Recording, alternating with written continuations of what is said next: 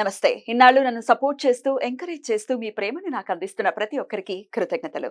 అలాగే ఈ వీడియో కూడా ఖచ్చితంగా మీకు ఉపయోగపడుతుంది. లైక్, షేర్ అండ్ సబ్స్క్రైబ్ చేసి మీ సపోర్ట్‌ని నాకు అందించండి. అలాగే ఈ వీడియో పట్ల మీకున్న అభిప్రాయాన్ని కామెంట్ సెక్షన్‌లో కామెంట్ చేసి తెలియజేయండి. ఇప్పుడు వీడియోని చూద్దాం. నమస్తే, వెల్కమ్ టు అవర్ ఛానల్. నేను పద్మిని. ప్రస్తుతంతో పాటు ప్రముఖ ఆధ్యాత్మికవేత్త, వాస్తు జ్యోతిష పండితులు, లలిత ఉపాసకులు, వాస్తు జ్యోతిష శిక్షణ నిపుణులు బ్రహ్మశ్రీ నానాజీ పట్నాయక్ గారు మనతో పాటు మాట్లాడదాం. సార్ నమస్తే సార్. శ్రీమాత్రే నమః. సార్ బోర్డు మీద ధనయోగం అని రాశారు. అదే సార్ కావాలి. ధనం అంటే అందరూ అనుకుంటారు సెకండ్ హౌస్ ఒకటే అనుకుంటారు. Exactly sir. కాదా? అన్ని హౌస్లు రాశారండి. అన్ని హౌసెస్ ఎందుకు రాశానో చెప్తాను మీకు. సర్వసాధారణంగా అందరు చూసి సెకండ్ హౌస్ ప్రైమరీ, అందులో ఎటువంటి డౌట్ లేదు. మరి పంచమ స్థానం ఏంటి, 6 ఏంటి, 9, 10, 11 ఏంటంటే ఇవన్నీ లక్ష్మీ స్థానాలు. సహజంగానే ఎందుకంటే 5 ఉపాసన, మనం చేసే ఉపాసన 5th హౌస్, 6th హౌస్ మీరు చేసే డైలీ కర్మ. అవును, మీరు నిత్యం చేసే కర్మ బట్టేగా ధనం, భాగ్యం బాగుండే డబ్బులు వస్తాయి, లేదా ఫాదర్ నుంచి వస్తాయి.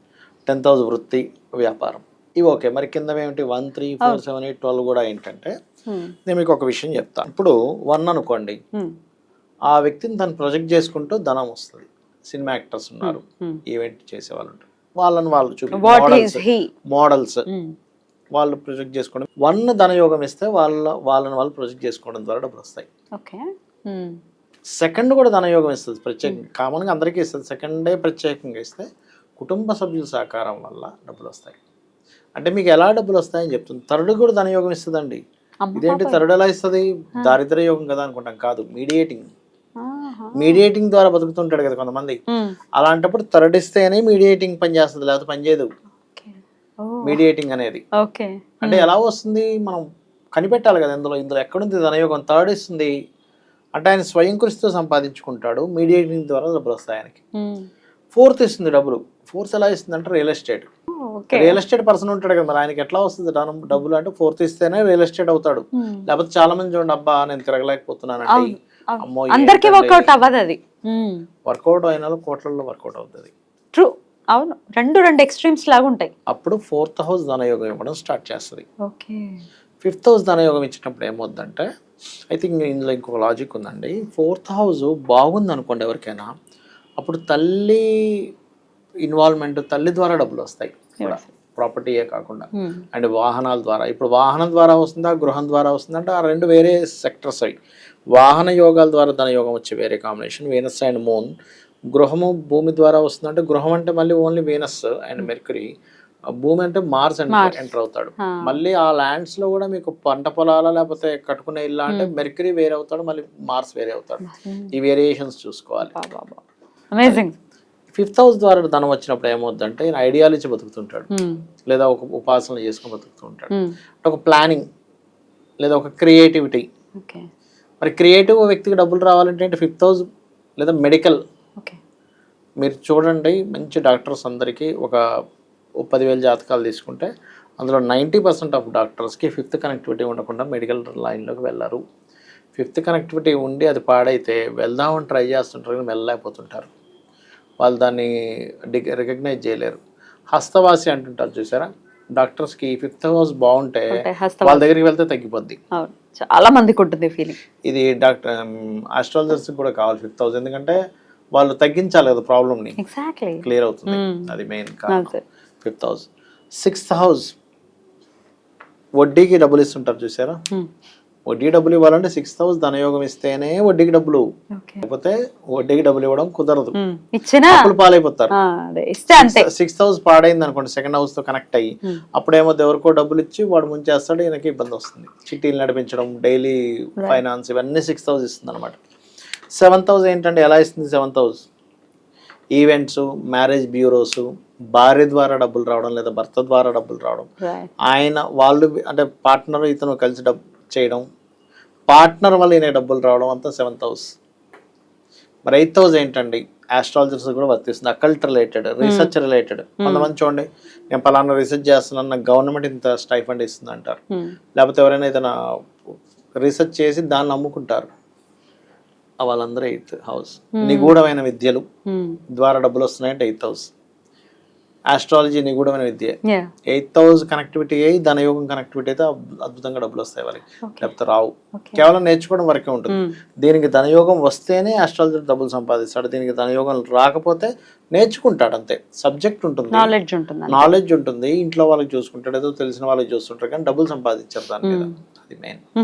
ఆ డయాగ్నోటిక్ సెంటర్స్ లోపల ఉన్నది కనిపెట్టాలి కదా, దట్ ఈస్ డయాగ్నోటిక్ సెంటర్. పెట్టుకుంటాను అంటే 8th house ద్వారా వస్తుందా, దీనికి 5, 11, 2 కనెక్ట్ అయ్యి ఒక నీచభంగ రాజ్యం ఏర్పడితే షేర్స్ ద్వారా వస్తుంది, గాలికి వచ్చేది.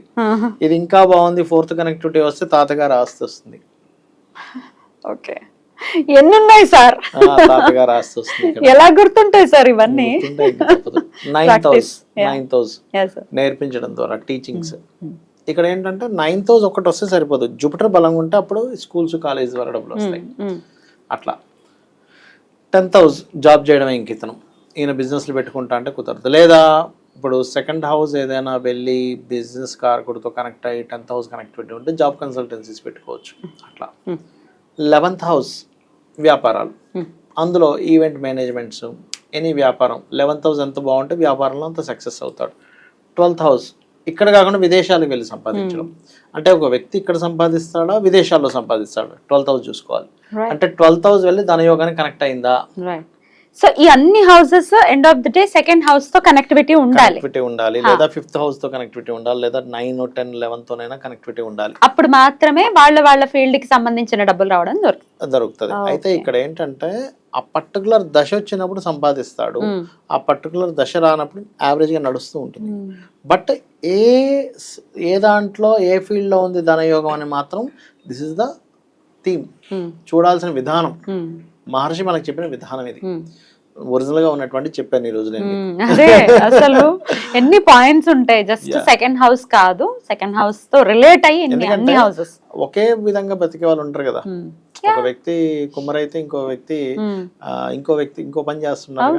మరి ఎలా వస్తుంది? ఒక వ్యక్తి ఇల్లు కన్స్ట్రక్షన్ చేస్తున్నాడు, ఇంకో వ్యక్తి ఇంకోటి చేస్తున్నాడు, ఇంకో ఎందుకు చేస్తున్నాడు అంటే ఈ వ్యక్తి ఇల్లు కన్స్ట్రక్షన్ ఉంటే ఇంకో దాంట్లోకి వెళ్ళాడు, అప్పుడు రాణించదు పెద్దగా, ఏదో బ్రతుకుతుంటాడు. ఇక్కడ ఏంటంటే మన జాతకంలో ఏది ఉందో ఆ లైన్ లోకి వెళ్ళినప్పుడు ఒక వ్యక్తి ఒక 50,000 సంపాదించే ప్లేస్ లో డబల్ ఆర్ త్రిబుల్ సంపాదించగలుగుతాడు. అంటే 3 లక్షలు సంపాదించవచ్చు, 5 లక్షలు సంపాదించవచ్చు, లేదా 1 లక్ష. అంటే మామూలుగా యావరేజ్ మీ శక్తికి మించి వస్తుంది. అదే పనికిరాని దాంట్లోకి వెళ్ళారు అంటే వ్యతిరేకం దాంట్లోకి వెళ్తారు, అప్పుడు ఉన్నది కాస్త ఇంకా తగ్గిపోతుంది, 820 పడిపోతుంది, కష్టాలు. అట్లా యావరేజ్ ఇక్కడ ఏంటంటే అసలు చేయకూడదు అద్భుతంగా కలిసి వచ్చేది, యావరేజ్ గా నడిచేదని ఉంటుంది.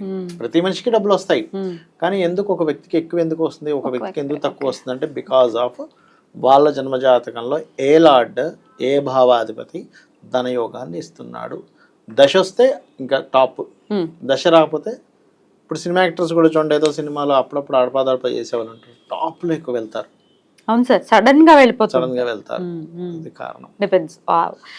యాక్టర్లకి 3rd house కూడా కనెక్టివిటీ ఉండాలండి. హావభావాలు వ్యక్తీకరించడం కదా, యాక్టింగ్ కదా. 3rd house కూడా డెఫినెట్ గా. మరి మేము ఏ ఫీల్డ్ లోకి వెళ్ళాలనుకుంటున్నాము, లేకపోతే ఎటు వెళ్తే బెటర్ అవుతుంది అనేది డెఫినెట్ గా ఒక చాట్ చెప్పేస్తుంది. బ్యూటిఫుల్, చాలా అద్భుతంగా వివరించారు సార్. కృతజ్ఞతలు సార్. నమస్తే. శ్రీమాత్రే నమః.